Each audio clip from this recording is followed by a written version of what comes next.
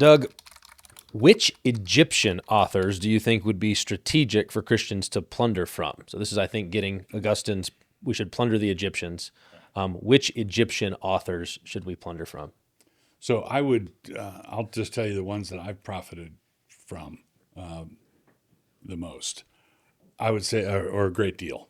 One would be Theodore Dalrymple, who is a British psychiatrist or who worked in an inner city hospital in London for years.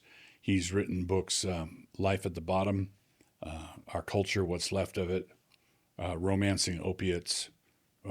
He's just a very incisive, insightful guy.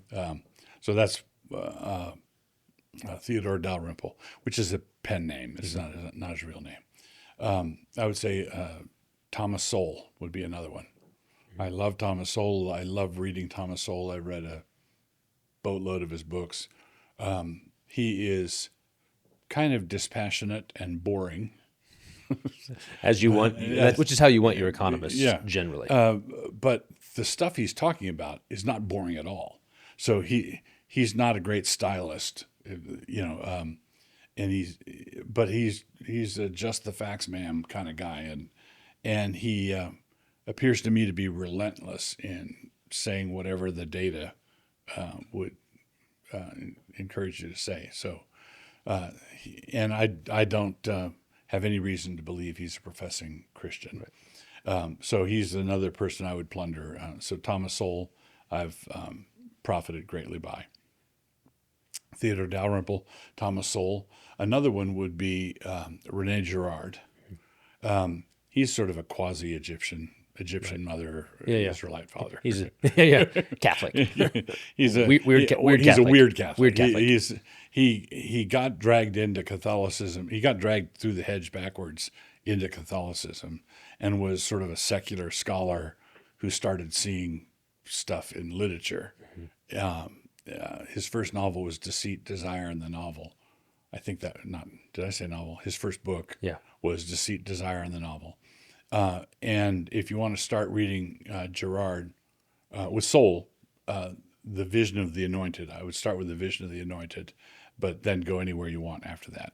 With Girard, I would start with I See Satan Fall Like Lightning, and his commentary on Job, and his book, The Scapegoat. And then there's a Girard handbook that has a number of selections, an anthology of Girard stuff. He is just, he's the kind of guy that I've learned an enormous amount from. And he's the kind of guy you can't go all the way with, because if you buy in and become a full tilt Girardian, you're going to wind up a pacifist who denies the vicarious atonement of Christ, which you don't want to do. He sees mimetic rivalry and envy everywhere. And I think that most people see it nowhere, and they could profit from Girard by learning how to see it in 80% of the places that Girard sees it, but not go with him the other 20%. Right. So Girard is just great. He's had an enormous influence on my thinking.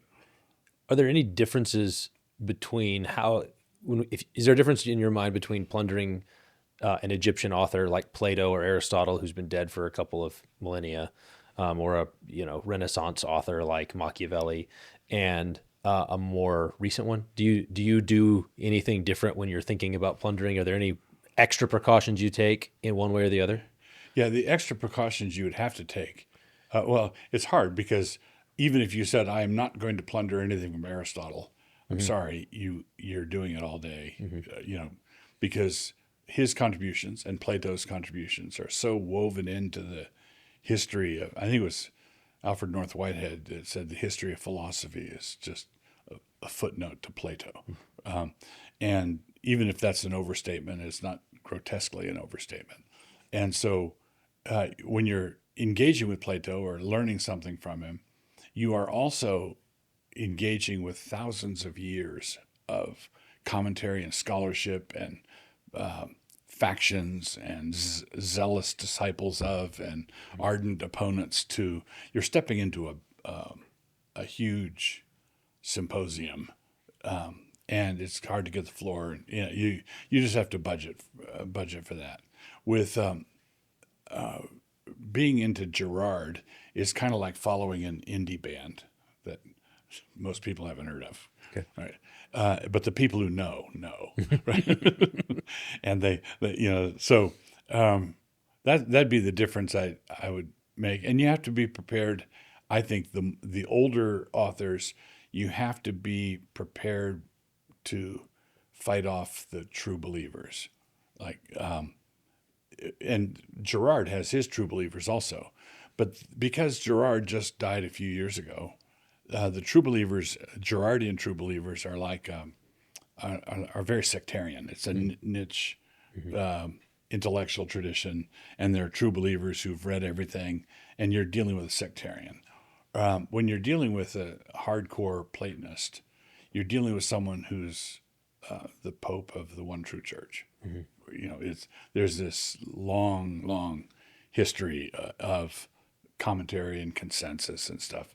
And who are you to contradict this old venerable author? Is that part of too why it seems like with more recent authors you'd run into the problem that we don't know how bad things, whatever errors, whatever mixture of errors in here, we've not yet seen manifest maybe as fully. Yeah. Whereas with Platonism, it's had a couple goes with Thomism or whatever other older thinkers had a couple of centuries to detox. Right. And for the Christians to work it through, and they had to deal with all of the bad stuff, Yeah. but they were able to figure it out. Whereas with recent folks, that we haven't seen that yet. We don't know exactly all of the ways that this might go badly. This might go badly. And everybody. So, for example, I've often said that the difference between Marx and Plato is that Marx had the misfortune of people actually trying it. Right. Right. Yeah. If someone took Plato's Republic and said, "Okay, This is the blueprint. let's do this," it would be a hellhole. It'd just be awful. But Plato is still duly respected as the king of the philosophers, and Marx is a cuss word. Yeah, for lots of places. Yeah. Yeah.